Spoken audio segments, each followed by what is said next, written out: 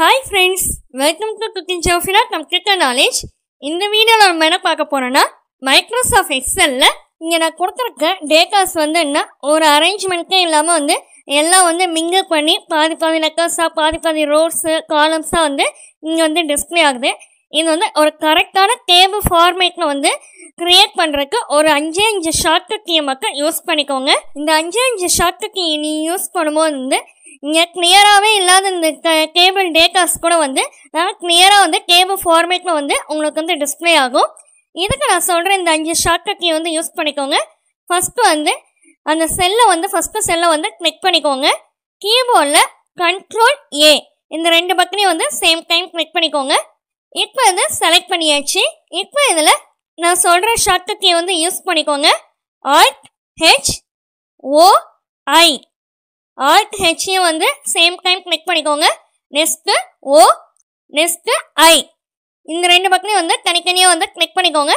இப்போ நமக்கு காலம்ஸ் கரெக்டாக ஃபிக்ஸ் ஆயிடுச்சு. இப்போ பார்த்தீங்கன்னா நான் சொல்கிற ஷார்ட்கட் கீ யூஸ் பண்ணிக்கோங்க. 3வது ஷார்ட்கட் கீ Alt+O+A Alt+H இந்த 2 பட்டனையும் சேம் டைம் கிளிக் பண்ணிக்கோங்க. Next O next A. இப்போ எல்லா ரோஸும் கிளியராக ஃபிக்ஸ் ஆயிடுச்சு. இப்போ ரோஸ் அண்ட் காலம்ஸ் ஃபிக்ஸ் ஆயிடுச்சு. இப்போ 3 ஷார்ட்கட் கீ நம்ம பார்த்துருக்கோம்.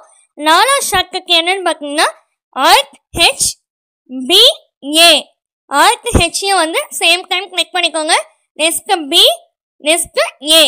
இப்போ நமக்கு எல்லா செல்ஸ்லையும் பார்டர் கரெக்டாக ஃபிக்ஸ் பண்ணியாச்சு. இப்போ last and final shortcut key என்னன்னு பார்த்தீங்கன்னா Ctrl+T இந்த 2 பட்டனையும் சேம் டைம் கிளிக் பண்ணிக்கோங்க. இப்போ டேபிள் ஃபார்மேட் டயலாக் பாக்ஸ் குக்கியாக டிஸ்பிளே ஆகும். அதில் ஓகேன்னு கிளிக் பண்ணிடுங்க. இப்போ பாருங்க, நமக்கு டேட்டாஸ் எல்லாமே அழகாக டேபிள் ஃபார்மேட்டில் டிஸ்பிளே ஆயிடுச்சு. ஓகே ஃப்ரெண்ட்ஸ், இந்த வீடியோ பிடிச்சிருந்துச்சுன்னா லைக் பண்ணிக்கோங்க, உங்கள் ஃப்ரெண்ட்ஸ்க்கும் ஷேர் பண்ணிக்கோங்க, சப்ஸ்கிரைப் பண்ணிக்கோங்க. தேங்க்யூ ஃபார் வாட்சிங். Have a nice day.